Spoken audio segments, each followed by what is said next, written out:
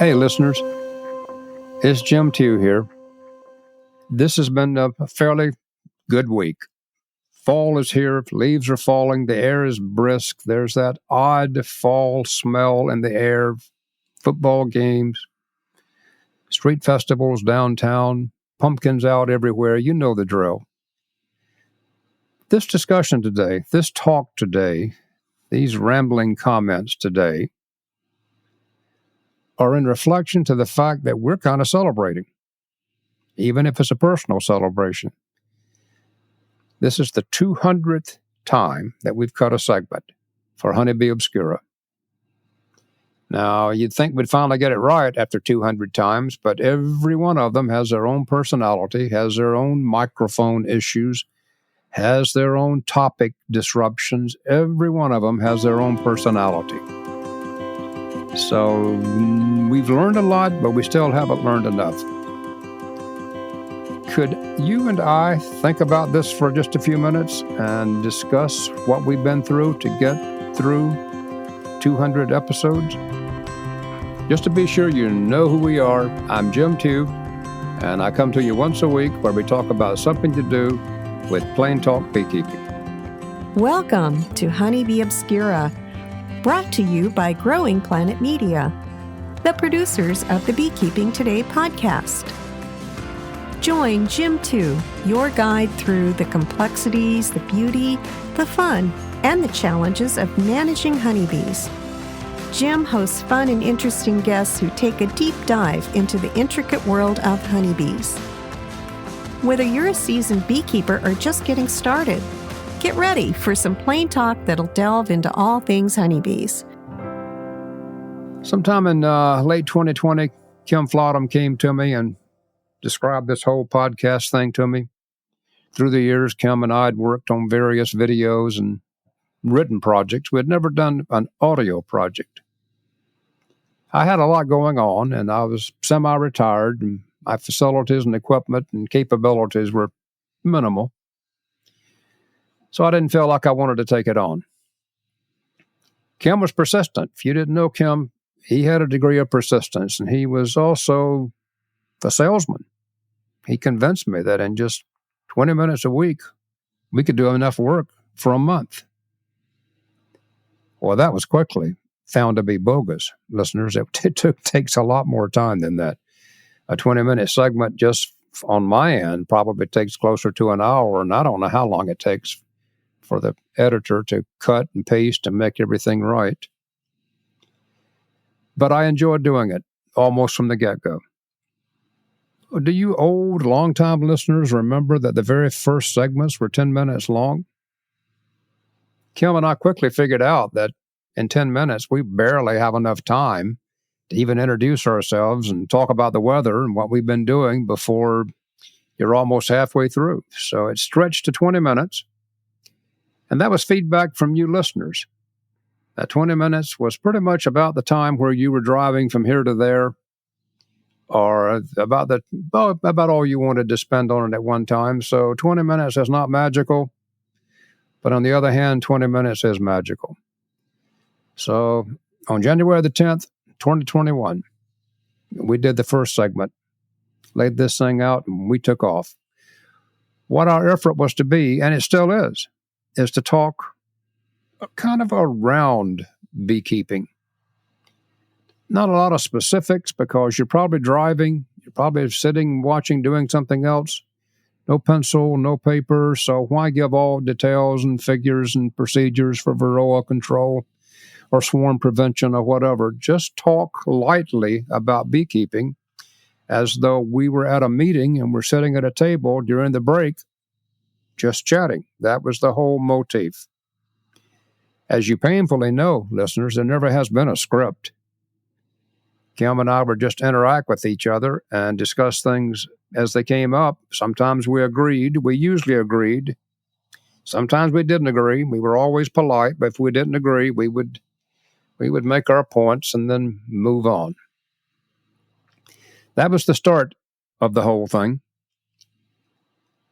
I remember the first time that I was aware that we had really committed to it and had evolved to a degree.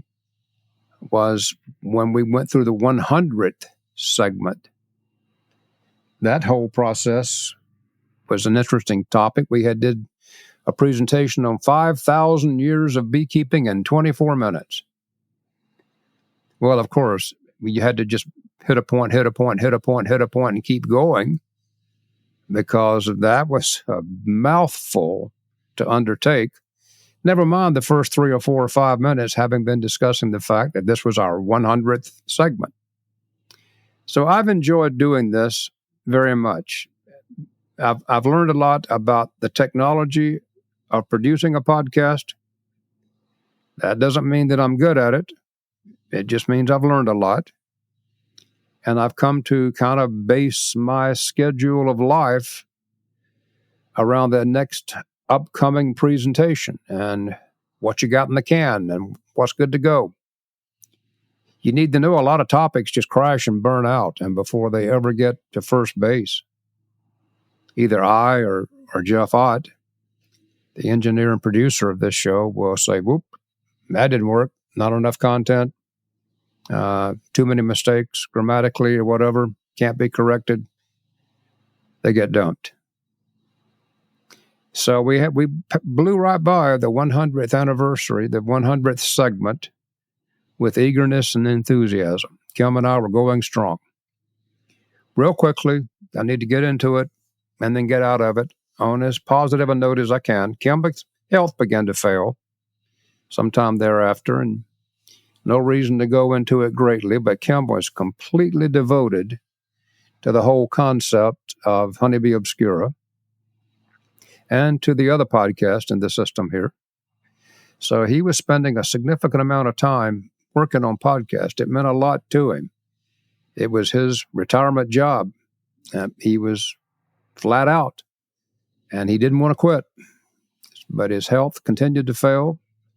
That included his voice. His voice failed. He had a lot of trouble with his voice. And so we hung on as long as we could, and we hung on until we couldn't. We lost Kim. That was a shock. We tried to mask it. We'd never been through this before. We didn't know what to do, what the procedure should be, what the correct protocol was. So Kim left a hole that required us to work around it. Kim and I had known each other for decades and decades and decades, and it was just not easy to find someone to step in. So just to fill the void there for a few weeks until we could find something to do, I began to do them by myself. And not that I'm a hero, not that I'm good at it, not that this was the right way to go, but that's how that evolved. Not because we had, or I had a grand plan, but because it's almost Thursday, and it's time for another segment. At that point, I began to do it pretty much by myself. Can we take a break at this point and kind of change the mood, hear from our sponsor, and then come back and see where this is ultimately going?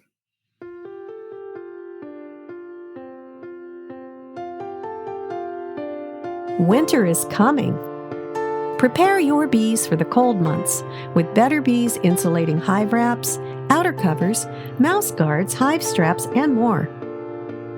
Visit betterbee.com/winter prep for tips and tricks to help your hive withstand the harsh weather. Before the break, I told you that I had become kind of a sole source provider, but I have had and do have and will continue to have occasional guests. It's dangerous to begin to list them because after we've done so many segments, I'm terrified that I'm leaving someone out. I need to mention Jeff Ott. In the interlude between Kim and no Kim, he stepped in a lot. Jeff's a very prominent beekeeper. He also runs the system behind the scenes and cleans up my bad audio tracks and makes me sound better than I am. Jeff and I worked together for a while from Beekeeping Today podcast. Becky Masterman, Dr. Becky Masterman from Beekeeping Today. Superb beekeeper, knowledgeable, has her hand in bees all the time. We work together a lot on a temporary basis. I found Ann Fry at Better Bee, who also works for our sponsor at Better Bee. A very adept beekeeper, easy to talk to, interviewed her multiple times. We've talked to both of the editors of the Beekeeping magazines, Jerry Hayes and Eugene Makovic, have done superb jobs and will seemingly within reason come back when we ask them to sit here and talk to you folks about beekeeping. One of the ones I enjoyed the most, and that was the unique to me, that if you're a regular listener, was my grandson. He decided he wanted to be a beekeeper, in addition to being now a high school senior and a football player and a musician and kind of a young man about town. Well, beekeepers, how clever do you have to be to see that this is going to be an uphill battle for beekeeping to compete with all the exciting parts of his life? But I really enjoyed talking to my grandson, Will. He's still into it, but he has it kind of in priority, in position. So it's not the peak priority in his life, but he keeps the bee colony going. Started with 2. One died almost immediately. And then the other seems to be thriving reasonably well. Between you and me, confidentially, I'm looking to see that colony die during the winter. So let's see what kind of commitment there is next spring when he finds out that he's back to first base. I guess he's back to the batter's box, starting all over again. So I've enjoyed talking to those people. I want you to know that I've got other people lined up, and once or twice a month, to give you a break from me going on and on, we'll talk about beekeeping from their perspective. People ask me all the time, don't you ever give out of topics? No, not really. As you very well know, at all levels, beekeeping is complex. The beekeeping industry is complex. Beekeepers are psychologically complex. I've tried to talk about that. So there seems to be endless information, and just about the time you discuss a topic, then something changes and modifies so the topic is worthy of being reviewed again. But I've had a really good time discussing those various aspects of beekeeping, being challenged.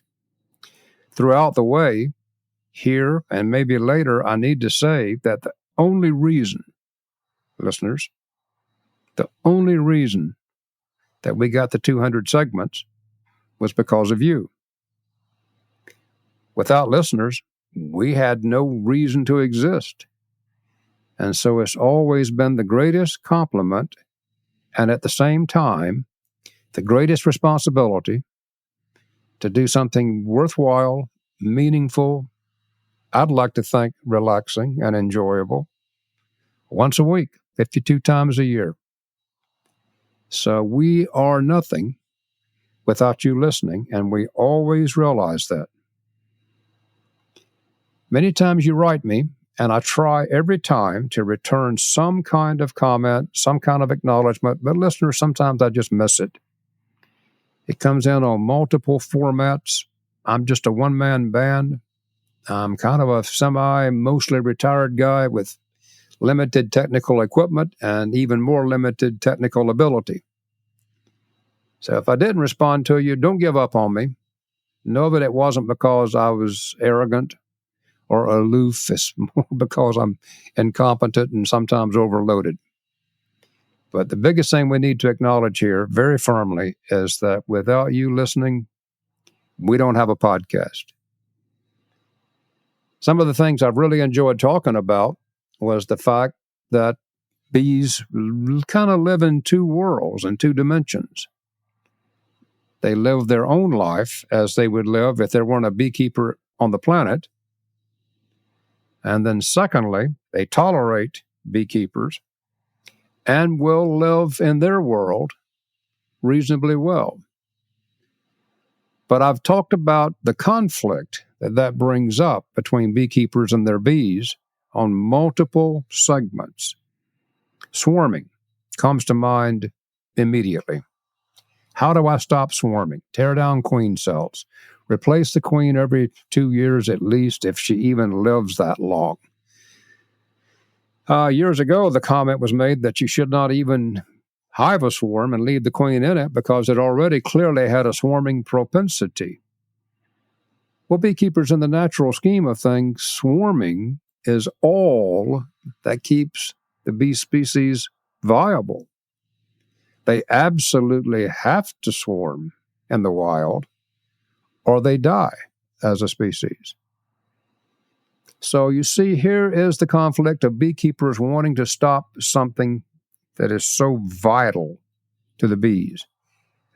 That's one of the conflicts that I enjoyed talking about, and I still enjoy exploring. And as that swarm majestically and mysteriously flies away with my $45, $55 queen marked, leading the way, on one hand, I'm just as sick as I can be, but on the other hand, it is a marvelous moment. I've always enjoyed talking about that. I've enjoyed talking about robbing. What a pain that is, and how do you stop robbing, and what to do about robbers, and what are the unique attributes of robber bees. I have no science to support this, but I'm really comfortable telling you that robbing in the bee world, not in the beekeeper world, but robbing in the bee world is totally sensible. Valuable resources are saved. They are stolen, for lack of a better word, reappropriated, moved, reallocated to a different nesting hive for the winter. So that meant that some of the colonies had a better chance of surviving the winter, while other colonies are left destitute and they're going to die. You see, as beekeepers, we have this sense that our colonies should live in perpetuity. But in reality, in the wild, bees are dying all the time, and wax moths are clearing out the nesting cavity in a tree. Some of their obscure, protected, darkened place, and another swarm moves in and tries it again. Shoot till you win kind of thing. So I spent a lot of time talking about robbing because it's so damaging to beekeepers and so demoralizing. But in the bee world, it's so completely normal. Winter kills. You did something wrong and your bees died in the winter. So Kim and then I alone, and I with guest speakers, would talk about ways to, in some way, forestall winter kills. I got to tell you, beekeepers, just as I've tried to tell my grandson, nothing could be more natural than bees not making it. It's just nature's way of taking those out of the gene pool that didn't do something right. You see, where it comes in conflict is in the beekeeper world. You paid for a package of bees a year or two ago. You nurtured the queen as best you could. You put feed on the colony. You fed pollen substitute. You wrapped. You tried to keep the mite population down. You did all those things to keep that colony alive, and it still died. Well, sometimes it is something that the beekeeper did, but more often than not, it's just the fact that all colonies don't make it all the time. I've enjoyed talking about the conflict between the natural world and what happens naturally, and between the beekeeper world, who's trying to do everything they can to save their investment and to keep them looking silly because they put money in dying bees. So speaking of putting money in dying bees, how about paying big bucks for a high-value queen? I was intrigued to go back and look all those years ago when beekeepers first began to try to improve their stock by using magic queens from somewhere else in the world, that those queens were absolutely just as expensive, even more expensive, adjusted for time change, as our queens today. So I found it intriguing that in our historical annals of beekeeping management, we have paid this much money for queens, or even more, other places in our life. So we do that only to have a queen fail and to turn up with laying workers. And then here's the same series of questions. What did I do wrong? How did this happen? We've discussed the fact that queens fail all the time. Queens fail in nature. Nature cleans up the mess. They have a system for it. The species tries again, and it works. Laying workers really become a headache, a concern, a reason for a book chapter in the beekeeping part of the world. So if you have a queen fail, it just happens. You try to watch for it. If there's enough season left, you might make some changes. But otherwise, you just miss that one, and you'll make changes the next spring and start over again and hope that that year is even better. So that's an example. How about those skunks in the yard? It just never ends, doesn't it? Should you wrap the colonies? We just talked about that in a recent piece. These are all issues that we try to discuss in plain talk beekeeping, and all at the same time address the reality and sometimes the finality of it just not working. And I know that look in starry-eyed beekeepers who have done it for a year or two, wanting to know, sadly, like their pet puppy died, what did they do wrong?